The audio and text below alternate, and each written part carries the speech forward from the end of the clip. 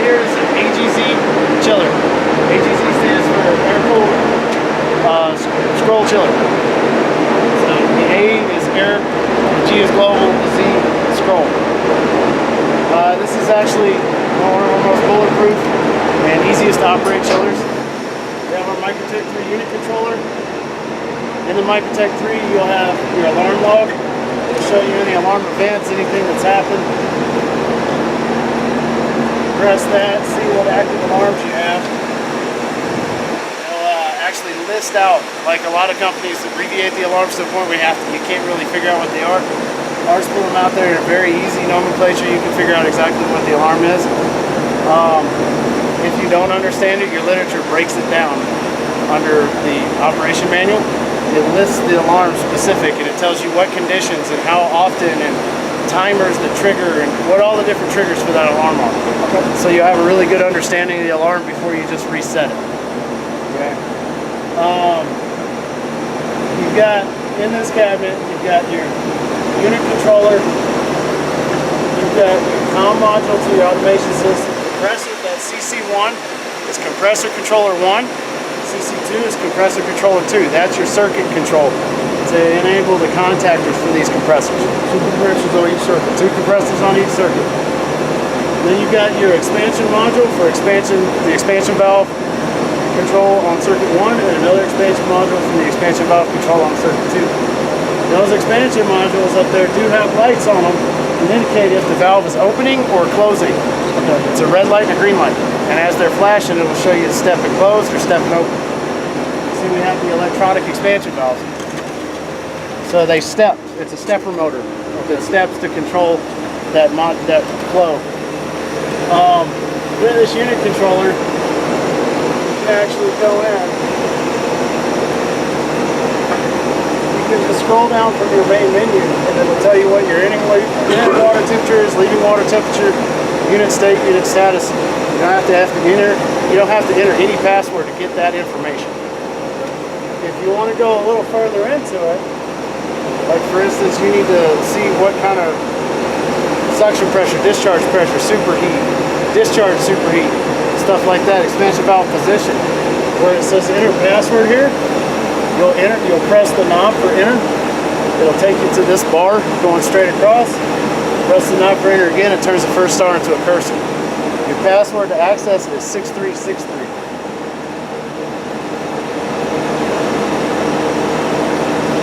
Okay. Alright, so you'll just scroll.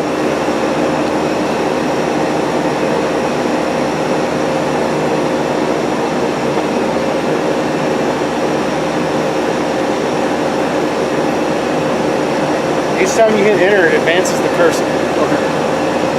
It takes you back to a menu that looks just like the one you were on. Don't get confused by that. You've actually entered the password as long as your third option down is view set unit and not leaving water temperature. That means you've successfully entered the password and you're in the password menu now. Now you can scroll down, view set circuit, and you can go into the circuit 1, hit data, and it'll give you your suction pressure, discharge pressure, superheat, EXV position, condenser fan staging, all the information so you can log the operation of the unit in that menu.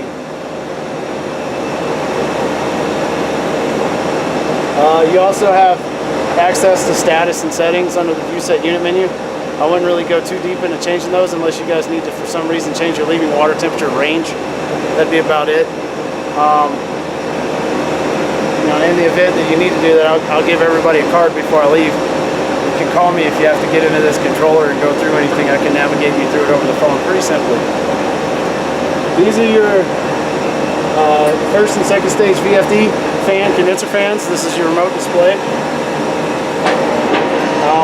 The other thing to keep noted in this cabinet, if you had a situation, say for instance circuit 1 for some reason lost all of its charge, lost its refrigerant, that is a shutdown fault for that circuit, so it's going to shut the whole chiller down.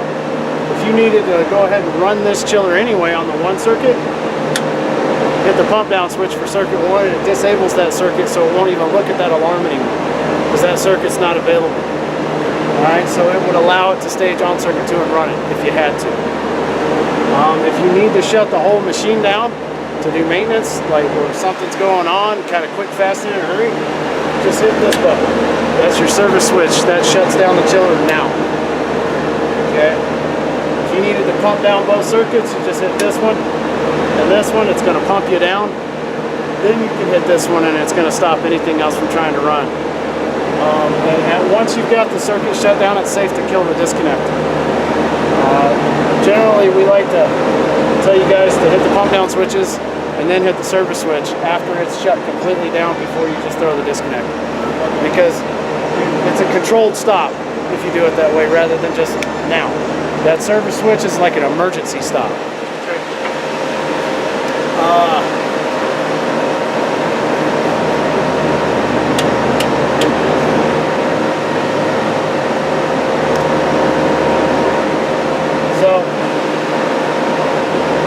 This is your braze plate evaporator. It's a stainless steel braze plate, flat plate evaporator. So you have refrigerant going through one side of it, water going through the other. And they cross paths and it cools the water through there. Hot gas bypass, hot gas bypass control valve, hot gas bypass solenoid. After the circuit has been on and enabled for a minute, you'll hear the hot gas solenoid valve interface. That's going to allow it to go into hot gas mode if it needs to. That hot gas valve is set for 100 psi because this is 410A refrigerant. At 99 psi, the saturated temperature is 32 degrees. So we try to not let it run below freezing on the suction pressure by hot gassing. In this situation, it wouldn't be detrimental because of the glycol content if it did run below, but that's where we set them at, is at 100, just for the life of the compressors, to maintain suction superheat of the compressor cooling. So in a low ambient condition, it would not be uncharacteristic to come up here and find it hot gassing if it were, in a low ambient outside air temp. Right. And of course, I already explained the expansion valve. You have a sight glass on the opposite side of the expansion valve, that red cap. You can pop that off and you can actually see the position of the expansion valve, where it's at, if it's open or closed. There. Now we have the lifeblood of the machine. This is the heart. You got your scroll compressors. Each one of these compressors has a Copeland motor protector in it.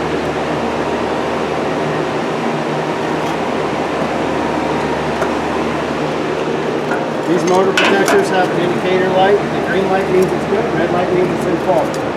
If you have a fault condition, it'll be flashing a fault code. That fault code is listed here.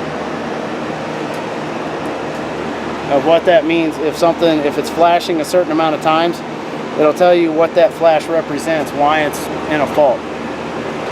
The way it controls is it has a thermistor that goes into the windings. If the windings overheat, it senses that resistance and trips that control. If you have a line voltage fault, it'll still trip that. And that will shut down this circuit. These are tied together. So the control wire for the 120 volt control circuit comes through both of these and then goes back to your control contactor, opens that contactor and alarms the circuit on. It'll be an HP/MP fault. The way they do that is we also have our high pressure switch run through the same safety switch. So it'll either be the high pressure switch or it'll be the motor protector. Easiest way to determine if it's the motor protector is pop the cover off and look at the lights. You cannot get an indication with the power off to this machine. So you have to shut the circuit down, make sure that this thing can't energize because you do have your line voltage here. For safety's sake, shut it down safely through the pump down switch so this circuit can't energize, and then pop the cover off and see if it's this. If you see that HP/MP alarm and this is not, either one of these is not red, it's going to be that it tripped on high pressure. Those high pressure auto reset? Yes, they are. Yep, the high pressures are a snap disc auto reset. There's no button you have to push. Generally, the only thing you run into a high pressure fault for, either the condenser coils are dirty or a fan stopped working. That's really it. With these coils, you have the micro channel coil you can see under here. They're pretty critical to keep clean. Cottonwood, dirt, they build up and they're really quick. For maintenance of that coil, you want to shut the whole machine down. Clean it from the top down. So open up a condenser fan, get in there, clean the coil from the inside out, push any crap out. Take these hail guards off to get better access. What I recommend generally is to brush them off first with a light bristle brush. Get all the heavy crap off and then spray them out from the inside out. Give them time to dry before you re-energize the machine. These will hold water, and what will happen is, we've seen it in the past, they can cavitate because of that water. You got a fan sucking against it. That fan doesn't have enough gumption to pull that water through. So it could possibly start cavitating. So just given that it is aluminum, I would recommend doing it while it's off and letting it dry completely before you start it back up. As far as maintenance on the compressors and contactors, tighten your electrical once a year. And then, last but not least, you have your pressure transducer, suction and discharge. Each have a pressure transducer and a demister. You have a Schrader port access valve next to that transducer. Pop your gauge on there, a known good gauge, and compare it to what you're reading on the microtech. And just make sure that it hasn't gone out of range or something's not going crazy with the transducer. So you need, at least once a year, verify the transducer. What I would strongly recommend in doing that is just a gauge with a nipple on it and a low loss fitting, not a hose, not a manifold, because you end up taking a full ounce of refrigerant out every time you pull a hose off. And the more you do that over the years, you're taking ounces, ounces, ounces, ounces. Next thing you know, you're in pounds. So if you get just a valve, a gauge with just a nipple on it and a low loss fitting, you minimize that loss.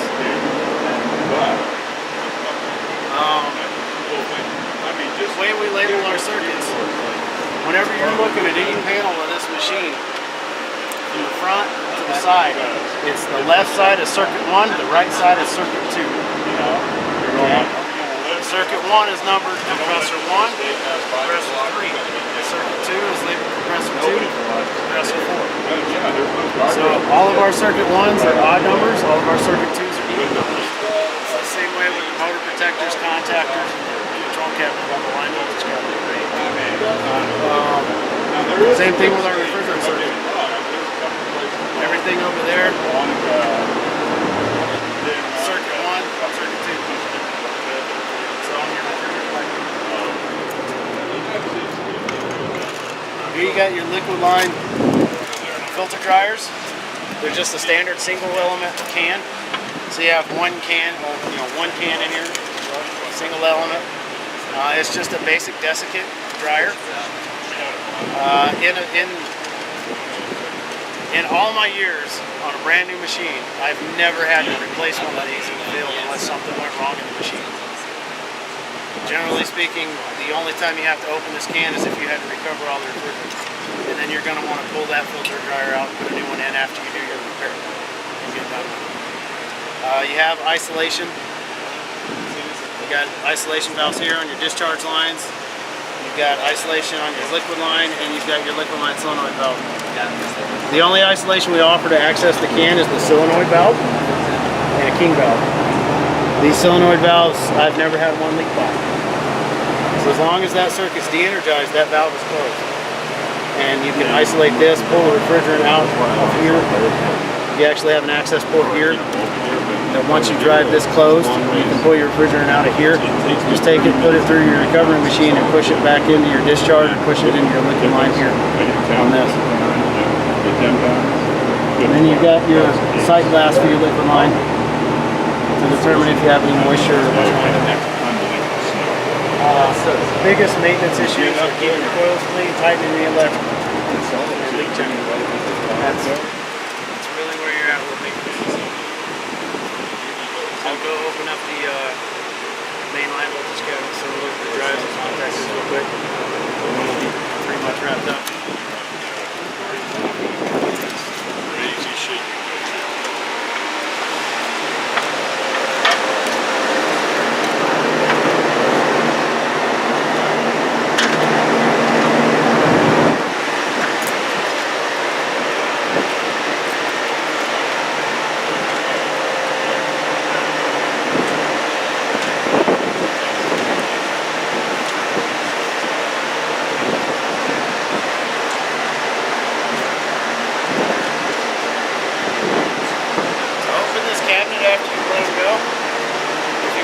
the unit energized, you have to get a small screwdriver right next to where it says off here on this disconnect handle. There's a button you tap. Press it on. And it allows you access to open it. You got a door catch here to keep the door from swinging in on you. Get over here, I'm going to just flip over.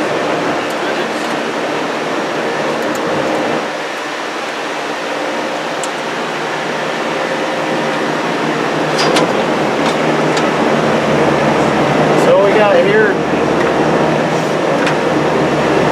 got your motor protector.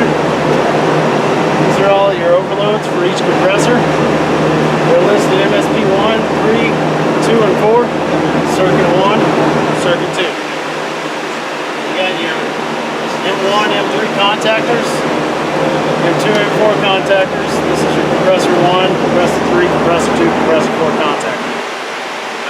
Up top, the left one is VFD1. That would be your first stage fan for circuit 1. The right one is VFD2. That's your first stage fan for circuit 2. So that thing's going to start off at 15 hertz, and it's going to ramp up as necessary to maintain head pressure. And then if it undershoots that pressure, it'll back off and ramp back down, and it'll find that happy spot. And it'll just kind of hover. You can come in and see them just sitting at 30 hertz. Well, that means it's maintaining the head pressure through the settings we have in the Microtech. What we're trying to maintain is saturated temperature. So once it achieves that saturation goal, it just kind of levels off the fan. If it's got the fan running at 60 hertz for 15 minutes and it can't get to the saturation goal, it stages on the next fan. So these are 4-fan machines. You have an overload for your drive, comes into your drive, comes out of the drive, comes into the stabilizer for your voltage, sends that back out to the fan. If that overload strip, something's happened between the overload and the fan. Then you have your solid state fans that each have their contactor. We label them 12 and 22, that indicates circuit 1, fan number 2, circuit 2, fan number 2. So 1, 2 is circuit 1, fan 2, 12, and vice the same thing for 2, 2. Once again in here, the biggest thing is once a year, kill the main line voltage and tighten your electrical connection. Make sure that they're good to stop. You don't want to over tighten them, but you definitely don't want to under tighten them. If they're loose, they'll burn out.